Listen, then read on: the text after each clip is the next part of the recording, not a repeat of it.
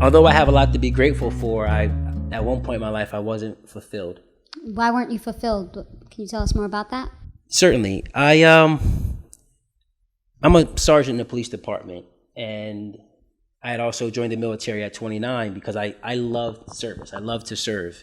And open a door for you and you saying thank you and being appreciative of that, it is what I live for, right? That moment when people appreciate me. Right. So doing things for other people is something that I have an insatiable desire for.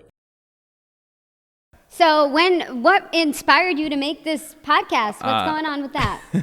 Well, I was on a plane and I had just left my family's business about a month earlier, and I had just released my first DJ album, and I was looking for Disney podcasts to be on, and I asked my friend, I'm on a plane going to Disney to run a 5K, and I was like, hey, is there any shows? He's like, oh, you should check out this one show where they interview entrepreneurs, and I was like, oh.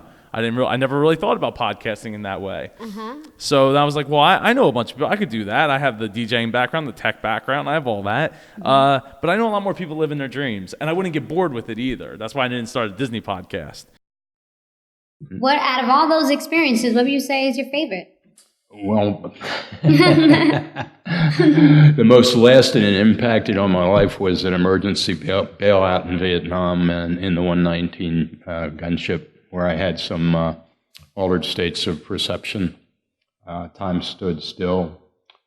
Me watching me in body, out of body, and total life recall, and eventually a conscious choice to live or die. And after that, being of an intellectual bent, I went looking for truth as a common thread because that was more real than anything else they had shown me. Truth. What do you mean by truth? Well, truth would be what's the ultimate truth in terms of reality? Why are we here?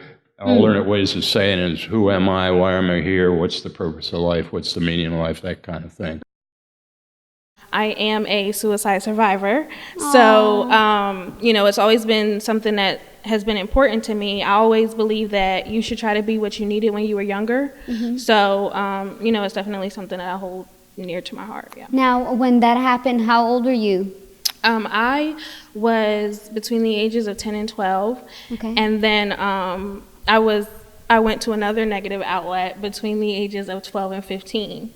So again, be what you needed when you were younger. And this all inspired you to then become a youth advocate? Absolutely. I definitely feel like there's so many taboo topics that we're not allowed to talk about, and I feel like I went through so much as a young person. That's who I want to reach out to, because they're the people who we overlook. They're the people who aren't getting the help that they need and aren't being spoken to about what's important, and just trying to stay positive in a negative world. Right.